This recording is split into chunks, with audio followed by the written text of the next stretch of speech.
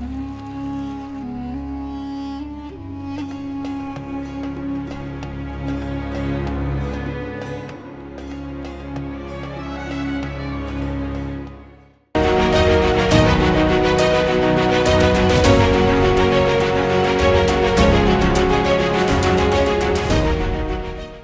मैं हूं आपके साथ कविता राणा। जॉर्ज सोरोस की फंडिंग हो या फिर डीप स्टेट की साजिश, एप्स्टाइन फाइल्स हो या फिर घरेलू साजिशें, गोधरा कांड हो या फिर मोदी तेरी कब्र खुदी के नारे, बीते देखिए 24 सालों से साल 2001 से लेकर अब तक सत्ता के गलियारे में पीएम मोदी को औंधे मुंह गिराने की भरपूर कोशिशें की गई और अब तक की भी जा रही हैं। लेकिन कहते हैं ना, काल भी उसका क्या बिगाड़े जो भक्त हो महाकाल का। जो व्यक्ति सोचिए अजय योग लेकर जन्मा हो, क्या उसे शिकस्त दी जा सकती है? आज सवाल इसलिए क्योंकि अपने राजनीतिक करियर में पीएम मोदी को कभी हार का मुंह नहीं देखना पड़ा, कभी कोई चुनाव ही नहीं हारे, और अब जब ग्लोबल लीडर बनकर आत्मनिर्भर भारत के सपनों को खासकर हकीकत में बुन रहे हैं, तो ऐसे में उनके साथ चलने वाली अदृश्य शक्तियां उनकी ढाल बनकर 100 मीटर के दायरे तक हमेशा रहती हैं, जिसका आभास एक अभ्यासी गृहस्थ सन्यासी ने किया। ये कहना गलत नहीं होगा कि पीएम मोदी ब्लैक कमांडो की सुरक्षा में नहीं, बल्कि जिन शक्तियों में वो खुद है उनकी सुरक्षा में ब्लैक कमांडोज हैं। सुनिए इसको लेकर क्या कहते हैं आध्यात्मिक अभ्यासी शगुन वशिष्ठ जी। है कि देश के प्रधानमंत्री माननीय श्री नरेंद्र मोदी जी के विषय में शायद लोगों को नहीं पता कि महादेव के कितने बड़े भक्त हैं मोदी, परम भक्त।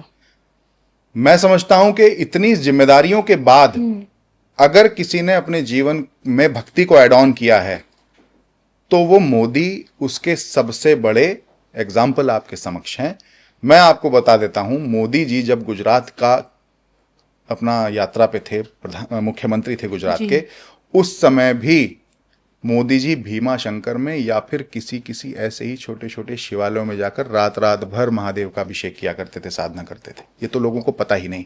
बिना सिक्योरिटी के, बिना किसी प्रोटोकॉल के, बिना किसी को सूचना दिए मोदी जी ऐसे ही शिवालयों में चले जाते थे, वहां महादेव का पूजन करते थे। उनको अपनी जान का खतरा नहीं हो लगता था? शिव भक्त को किस बात का खतरा?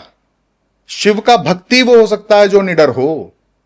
अगर शिव भक्त खतरे से डरता है, शिव भक्त जान के खतरे से डरता है, अरे काल उसका क्या करे जो भक्त हो मां काल का। ये भाव शिव भक्त के मन में हमेशा रहता है। भाव शिव भक्त के मन में आता है, हमेशा रहता है। हम किसी के जादू टोना तंत्र मंत्र, किसी की बुरी नजर या किसी के खतरे से थोड़ी डरते हैं। वैसे तो हम किसी को कोई उकसाने वाली बात भी नहीं करते कि हमको कोई मार देगा, कोई छेद देगा या कोई हमको पीट देगा। इस तरह की हम किसी के विरुद्ध में बात नहीं करते। हम तो सकारात्मकता फैलाने वाले व्यक्ति हैं, सकारात्मकता ही फैलाते हैं। तो मोदी जी को किस बात का डर? मोदी जी जैसा व्यक्तित्व सृष्टि में पैदा ही 1 लाख में एक होता है और कई सदियों के बाद होता है। किसी आम साधारण व्यक्ति के लिए अगर संभव हो केदारनाथ की रुद्र गुफा के भीतर बैठकर 36 घंटों तक मौन साधना करना, तो मुझे बता दीजिए। कठोर गुफा, अत्यंत शीतल।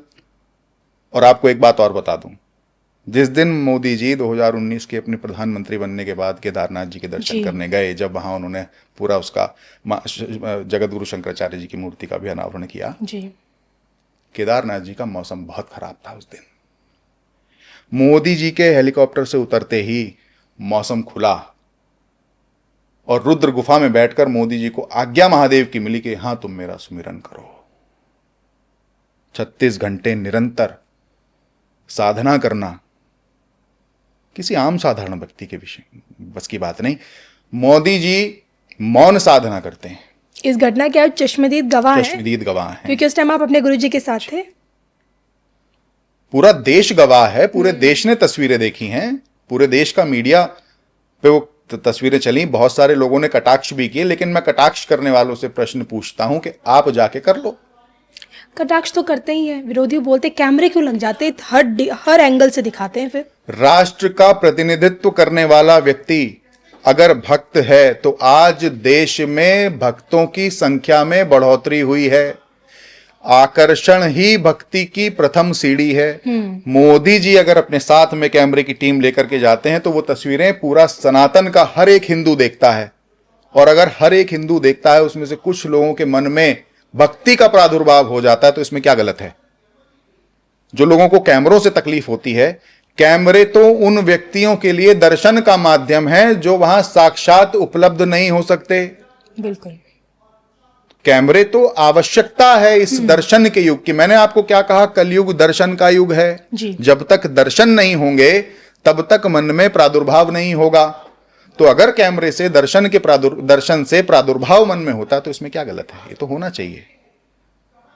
तो लोग कहते रहे मोदी जी जैसा साधक, मोदी जी जैसा शिवभक्त आम साधारण जनमानस में होता नहीं, और मोदी जी की राष्ट्रभक्ति और मोदी जी की भक्ति का ही ये परिणाम है कि आज लोग 1 जनवरी को नाइट क्लब में ना जाकर के किसी ना किसी तीर्थ स्थान पर जाकर दर्शन करते हैं। मोदी जी की भक्ति का ही ये परिणाम है कि आज लोग जन्मदिन के अवसर पर नाइट क्लब में पार्टी नहीं रखते, बल्कि किसी देवालय में, किसी शिवालय में, किसी मंदिर में भंडारे का आयोजन करते हैं।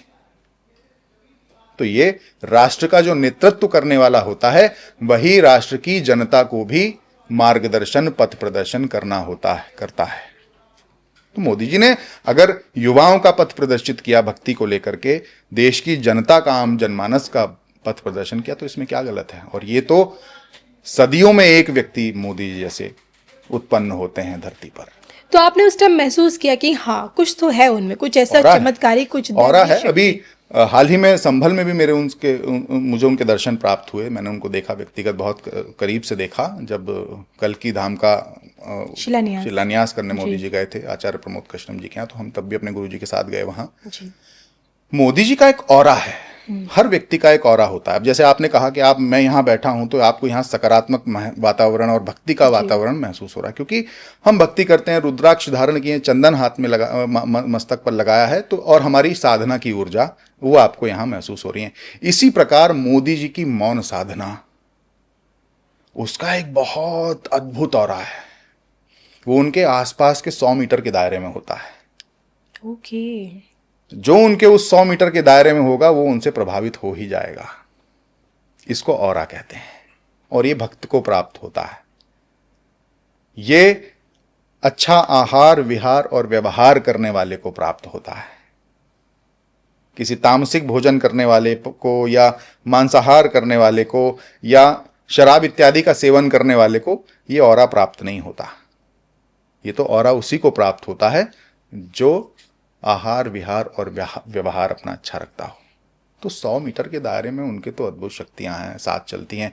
अब लोग देखो, किसी भी, मैं आपके चैनल के माध्यम से लोगों को कहता हूं, किसी भी भक्त की अवहेलना करना घोर पाप है। आप भक्त की अवहेलना तो कर रहे हो, उसके पूजन को, उसके कर्म को, उसके हवन को, उसके यज्ञ को आप ढोंग ढकोसला कह रहे हो, पाखंड कह रहे हो, उसके पूजा का अपमान है। वो तो है ही, उसका तो घोर पाप है ही। लेकिन वो जिन शक्तियों की साधना कर रहा है, वो जिन अदृश्य शक्तियों की साधना कर रहा है, उनकी नजर में आप आ रहे हो। कहीं ना कहीं, किसी ना किसी स्वरूप में वो आपका अनिष्ट करेंगी ही करेंगी। उन शक्तियों से डरो, उस व्यक्ति से ना डरो। वो व्यक्ति आपको कुछ नहीं कहेगा, वो तो भक्त हो गया। लेकिन वो जिन शक्तियों की साधना कर रहा है, उन शक्तियों से डरो। यही शक्तियां तो मोदी जी की ढाल है। यस। ओके। अब देखो ना, हर वर्ष कोई ना कोई ज्योतिष के ज्ञाता कहते हैं कि ये वाला वर्ष मोदी जी के लिए बड़ा कठिन आ रहा है। सबसे बड़ी भविष्यवाणी हो रही है, अपना ये 30वां कार्यकाल पूरा नहीं कर पाएंगे। मैं भी भविष्यवाणी कर रहा हूं। मोदी जी के साथ जो आध्यात्मिक शक्तियां चलती हैं, वो एसपीजी के कमांडो के स्वरूप में नहीं चलती। वो तो अदृश्य हैं। उनको तो शिव का त्रिनेत्र ही देख सकता, आम जन साधारण का नेत्र नहीं देख सकता। वो शक्तियां हमेशा मोदी जी की रक्षा करेंगी, और वो ही करेंगी 2026 में भी, 2027 में भी। आप भी यही हैं, मैं भी यही हूं, सारे ज्योतिष के ज्ञाता भी यही हैं। 25 भी बहुत कठिन था मोदी जी के लिए। देश पर इतना बड़ा आतंकी हमला हुआ जी, उसका बड़ी ही तेजी के साथ मुंहतोड़ जवाब मोदी जी ने दिया, हमारी सेना ने दिया। तो सारे संकट निकल जाएंगे।